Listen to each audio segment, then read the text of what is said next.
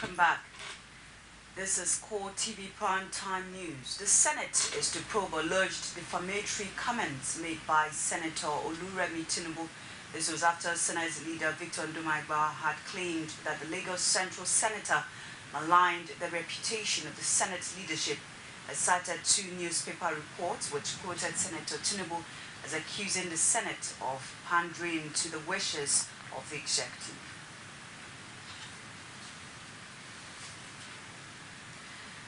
We do apologize that we are not able to bring you the clips for that report. Nigeria's largest opposition party, the All Progressives Congress, is heading to court to challenge what it described as constitutional breaches in the run-up to the elections in Ekiti. The party also maintained that the governorship election was neither fair nor credible, rising from the inaugural meeting of its National Working Committee. APC leadership cited several incidents before actual voting to justify its stance. We are very proud of Governor Fayemi for his conduct and comportment before, during, and after the election. And we hail him as a true Democrat in the true spirit of the APC's belief that election is never a do or die affair. Our decision to act to challenge these illegalities in court is not only to ensure that these irresponsible and unconstitutional acts are not repeated in subsequent elections, but also because we have always said that evil thrives when good men do nothing. Winner of the June 21st governorship election in Ekiti, Ayodele Fayose, has been presented with his certificate of return. The presentation took place at the INEC premises in Ado Ekiti, where the governor-elect promises better governance for the citizenry. The event attracted supporters of the governor-elect who thronged the INEC headquarters in jubilation. The resident electoral commissioner says the success of the poll was possible due to the unalloyed support the commission received from Ekiti people, adding that the Ekiti experience is a good omen for the 2015 general elections. If this is realizable in Ekiti State, then we are optimistic that comes 2015, the commission will register more credible and acceptable poll. Once more, we are very grateful. In his acceptance speech, Fayose thanked his party supporters and the people of Ekiti for their steadfastness and promised to make the government grassroots-based, which will involve everyone in the state. To do any capital flight, we are going to do exactly what will profit the common man of this state. I will continue to eat volley with them. I will continue to drink and go to deal with them.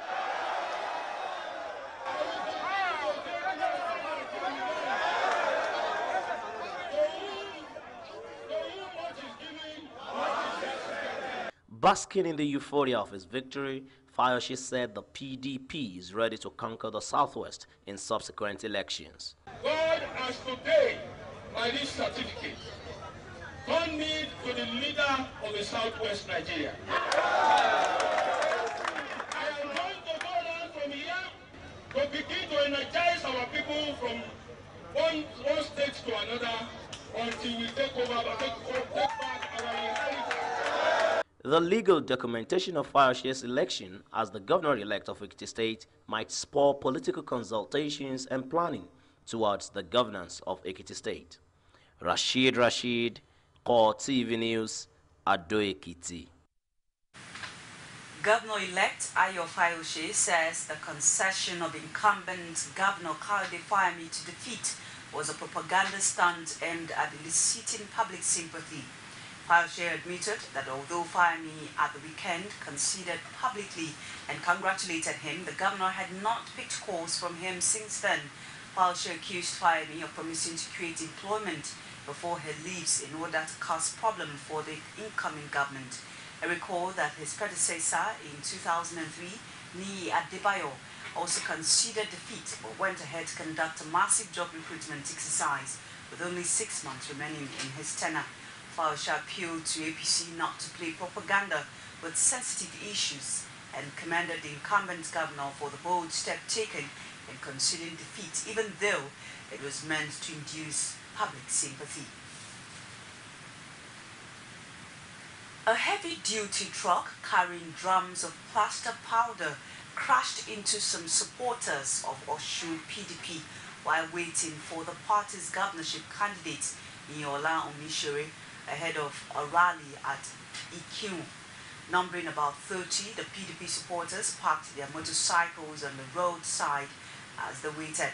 An officer of the Federal Road Safety Corps, Olayiwola Titilayo, says the accident may have happened when the heavy-duty truck tried overtaking on top speed. We learned that the driver was in the process to overtake, so he lost control, and some men were waiting to welcome the PDP gubernatorial aspirant. So in the process, he ran into those people that are waiting. But to God be glory, most of them were not with their bike. They all sat away from where they parked, and that is why we didn't record any casualty, any deaths. 6 persons were reportedly injured and were immediately taken to the hospital for treatment. Lagos State Governor Babatunde Fashola has advocated massive infrastructure development as key to combating poverty. Fashola made this known at the opening of the Nigeria Infrastructure Conference. Abiola Oluwole's report is presented from our studios. Nigeria, a country of over 150 million people, is faced with infrastructure deficits. In order to erase the deficit, governments at all levels are initiating programs that will allow for the expansion of existing infrastructure in the respective states.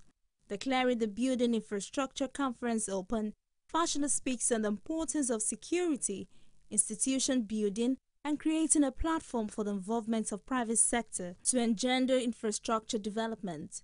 He, however, laments the inability of the masses to understand the real objective of infrastructure development. The debate, therefore, should not be about whether to borrow money. It should insist on a regime of accountability that the money goes into what. So, the idea also that a government is condemned for borrowing in Africa when there are no trains and there are no airports, and one is saluted for saving money.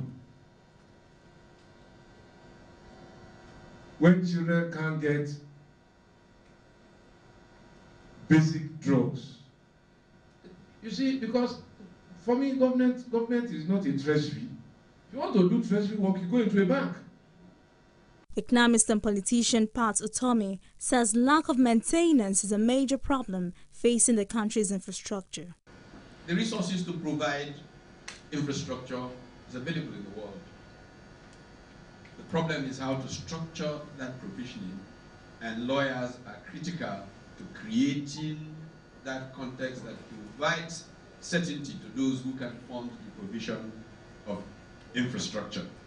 The international conference is an avenue for players in public and private sectors to deliberate on how to ensure funding for infrastructure development. The Minister of Industry, Trade and Investment says Nigeria needs to create 1.8 million jobs annually to keep the unemployment rate at 33%. Aganga stated this in Lagos, saying stable electricity supply is a key to industrialization. He maintains that for Nigeria to attain industrialization, government must provide infrastructure that will put a stop to the exportation of the nation's raw material. No nation in the world has managed to move from being a poor to a rich nation by relying entirely, as we did for decades in this country, by relying on the export of raw materials like crude oil, without a strong industrial and industrial services sector. No country has done it in the world. The NDLA Osogbo Command organized a rally to mark the United Nations International Day against drug abuse and illicit trafficking. Osun State correspondent Bido Koro was there. He filed in this report. The International Day Against Drug Abuse and Illicit Trafficking was established by the United Nations General Assembly in 1987. The day serves as a reminder of the goals agreed to by member states to create an international society free of drug abuse. The National Drug Law Enforcement Agency Osun State Command joined the rest of the world in creating awareness for this year's theme titled A Message of Hope. Drug use disorders are preventable and treatable. NDLEA Osun State Commander Antonia Ndo explained the reasons for the rally and the impacts made so far. And so far we've been achieving our purpose of such rallies and all other efforts, even in our drug control, other drug control efforts, the supply suppression and demand reduction. From the last celebration, which was June 2013 till date, I think we've arrested about 223 drug suspects. And we've destroyed cannabis sativa farmlands in the various communities in the state, of over 100 hectares. Our core member and president of the Drug-Free Club, Oshogbo, Ugochukwu Odomena, advised the youth to refrain from abusive use of drugs. My message to the youth is they should not indulge or engage in any related drug offenses or drug issues, because it is a killer of dream. It has no in fact, it does not contribute to the development and to the growth of a youth. And the youth, it inhibits the youth to contribute its own quota for the development of the society. In the words of Ban Ki-moon, UN Secretary General, on this International Day Against Drug Abuse and Illicit Trafficking, I call on government, the media and civil society to do everything possible to raise awareness of the harm caused by illicit drugs and to help prevent profiting from their use. Bid Okoro, CoreTV News, Oshogbo. You're watching CoreTV Prime Time News. We'll take another break. When we return, it will be time for business and sports. Stay with us. This one wash challenge will test Ariel to see if it removes stains in one wash. Let the challenge begin. First, chocolate and juice. We will wash shirts with Ariel. Look, Ariel has cleaned in just one wash. So which detergent removes stains in one wash? Ariel, P&G Everyday Quality Brand. Ladies and gentlemen, welcome to Ghana. Please remain seated and ensure your seatbelts are fastened. You can now turn on your MTN mobile phone data to enjoy a browsing rate of 5 kobo per kilobyte with MTN One World. Thank you. Absolutely. Browse like home with MTN One World. Surfing the web from any MTN operating country costs the same like home. Enjoy affordable rates when you call and send text messages. Terms and conditions apply. MTN. Everywhere you go.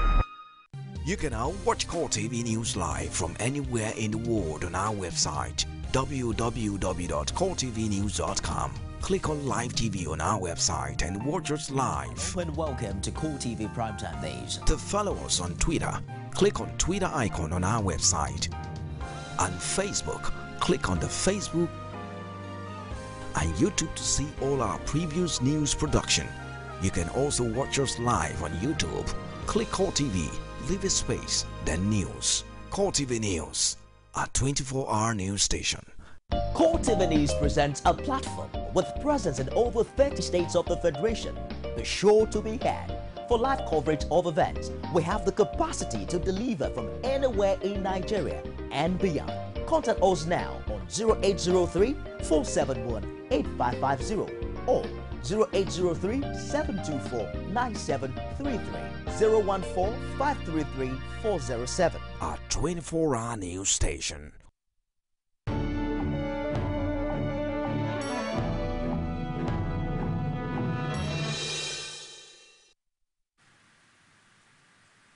You're welcome to the world of business with me, Sabina Izuku.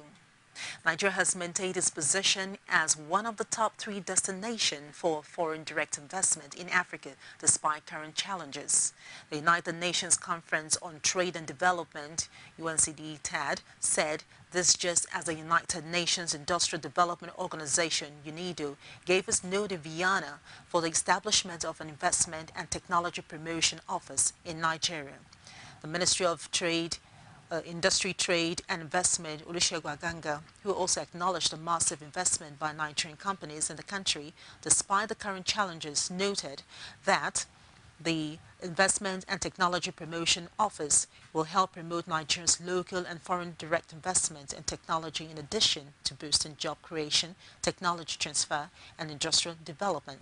According to the latest United Nations Conference on Trade and Development report, foreign direct investment inflows into Africa rose by 4% to $57 billion, with Nigeria's inflow standing at 5.6 billion naira in 2013. The report says only 7 countries in Africa went above $3 billion from the foreign direct investment inflow points. They are Nigeria, South Africa, Mozambique, Egypt, Morocco, Ghana, and Sudan. Nigeria is increasingly positioning itself as an investment hub on the African continent as appetite for the South Africa, its more developed rival to the South wanes. South Africa's credit rating outlook was cut to negative from stable by Fitch Ratings last week because of deterioration in the country's growth prospects. The country's gross domestic product contracted and analyzed 0.6% in the 3 months through March, comparing it unfavorably to Nigeria, whose economy expanded by 7.72% in the fourth quarter of 2013. Growth in Nigeria, $492 billion economy should accelerate to 7.1% in 2014, according to the International Monetary Fund, while Fitch downgraded South Africa's growth forecast to 1.7% this year from the previous estimate of 2.8%. Investors have tended to value countries running twin surpluses since the Fed warned of tapering in May 2013, leading to withdrawal of the capital flows from countries deemed risky. The federal government, through the Joint Transaction Board, comprising the National Council on Privatization and the Niger Delta Power Holding Company and the National Integrated Power Project, NIPP, and the preferred bidders for the 7 NIPP power plants, are to commence negotiation for share sales agreement for the assets. This development, which is coming 7 months behind schedule, followed the Joint Transaction Board approval on March 21st for the preferred and reserve bidders of 7 out of 10 NIPP power plants. The handover of the National Integrated Power Projects plants is scheduled for June 2014, according to the timeless unveiled in June 13. But owing to the non-completion of some of the projects in pending litigation, the privatization process is several months behind schedule, while only 17 assets are currently being sold. However, unforeseen challenges delayed bid submission and evaluation process. Rising from its second quarter meeting, the Capital Market Committee noted its renewed efforts at resolving issues regarding unclaimed dividend in the country. The Director General, Securities and Exchange Commission, SEC, Haruna Ote, said the committee is also fine-tuning ways to boost security lending as well as resolve other issues holding the country's capital market from realizing its full potentials. Ote, who noted that the Capital Markets Committee, CMC, welcomed the agenda of Godwin Emefiele, the new central bank governor, said the support of the Central Bank of Nigeria was vital in eradicating unclaimed dividends, as is the conclusion of the share dematerialization process. One of them, she noted, was for the Central Bank of Nigeria to get all banks to allow retail investors to have dividends warrants paid into the savings account as well as the current accounts. Investors' fortune on the Nigerian Stock Exchange floor on Thursday dipped by 85 billion naira after 4 days of consecutive rallies. The market capitalization dipped to 13.779 trillion naira compared with the opening capitalization of 13.864 trillion naira. The All Shares Index fell by 257.96 points to close at 41,729.59 points as against 41,987.55 points recorded on Wednesday. In all, investors staked 3.42 billion naira on the 411.48 million shares and 6,040 deals. On the other hand, Guinness led the gainers table, followed by 7-Up PLC, USCN, Flour Mill PLC, and PZ Cousin. On the losers chart, Fort Oil recorded the highest price loss, followed by Owando PLC, Nigerian Breweries, Lafarge Wapco, and Mobil PLC respectively. Meanwhile, here are the top 5 trades.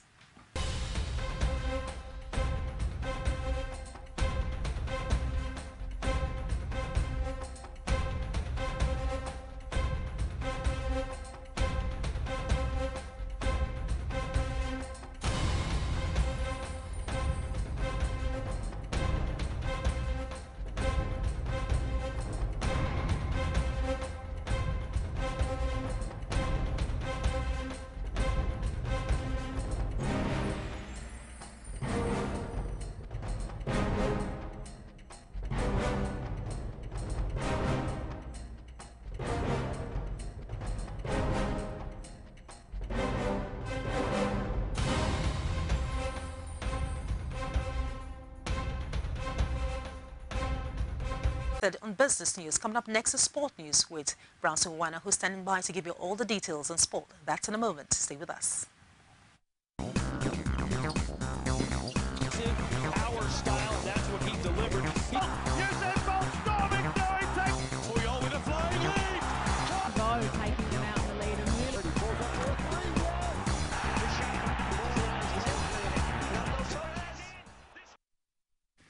A very big thanks for joining us on Sport News tonight. I am Brownson Wana.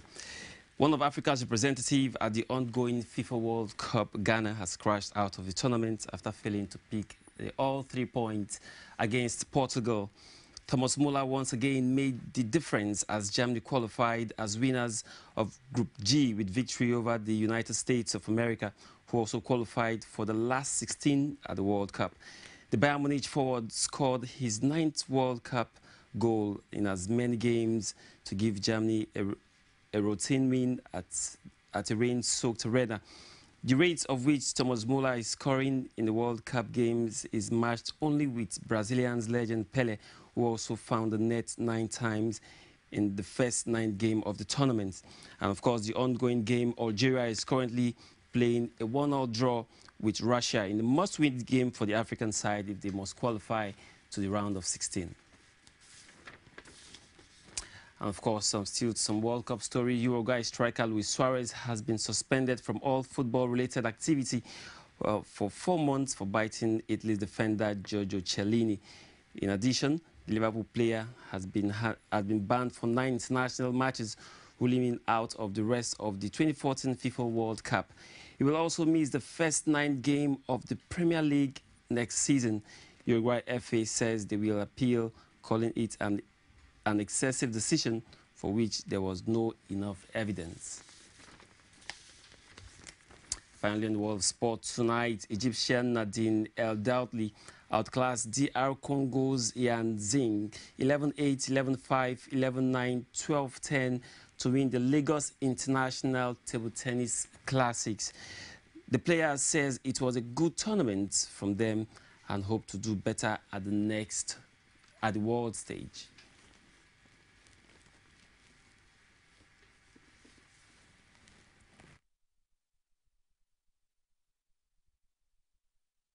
The first of the competition was very strong against Nigerian players, and then I play a very strong match, semi-final against Dinamisha from Egypt. It's a very tough match, and then I play with the Chinese from Congo. It's a super tough match. I don't know. I just I kept my focus and I kept my good playing and little luck from God. So here I am. Before match, maybe I play with she many times, but maybe it's me win many, but. Today, maybe she play good for me. And that's a wrap on Sport News tonight. I am Brownson Wana. Thanks for watching. Gift or Get Up, we're back with the rest of the story. Stay with us. Every day, every hour, and every minute, news break in Nigeria. Things happen so fast, it's most times difficult to track and comprehend them. But that's what we do right here on Digi360. 2015, would you want to come back again? It's like asking Jesus Christ if he knew he was going to die, will you want to come back as the savior of the world again? We do not just help you track the stories, we break them down, explore all the angles, analyze the issues so that you can fully comprehend the stories and use them to make the right decisions.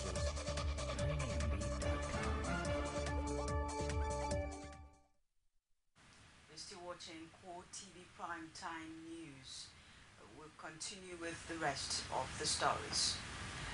Pakistani health officials are rushing to vaccinate hundreds of thousands of children against polio amid fears that the civilian exodus from a tribal area where the virus is rampant could spread the disease around the country. Nearly 500,000 people have fled a military operation against Taliban strongholds in North Waziristan, a hotspot for the crippling disease in Pakistan. Children in the tribal district have all not been vaccinated since Taliban and local warlords banned health teams from giving out drops in June 2012. Tens of thousands of families have fled to the town of Banu, close to North Waziristan, while hundreds more have moved further afield to Laki Mawat, Karak and Dera Ismail Khan towns since the offensive began in mid-June. More than 50 cases of polio have been detected so far this year in militant-infested North Waziristan out of 82 cases across the country and 103 worldwide. A World Health Organization official in Banu says the campaign would continue 1 day a week during the fasting month of Ramadan, which begins at the weekend. Pakistan is one of only 3 countries, along with Afghanistan and Nigeria, where polio remains endemic, and efforts to eradicate it have been badly hit by rumors about the vaccine. United States Secretary of State John Kerry says Russia must prove in the next hour that it is working to help disarm separatist groups in Rostov, eastern Ukraine. Kerry made the statement after a meeting with his French counterpart. The US and EU leaders have helped pressure on Russian President Vladimir Putin to help his Western-backed counterpart in Ukraine end the separatist insurgency as the clock ticks down on a shaky truce.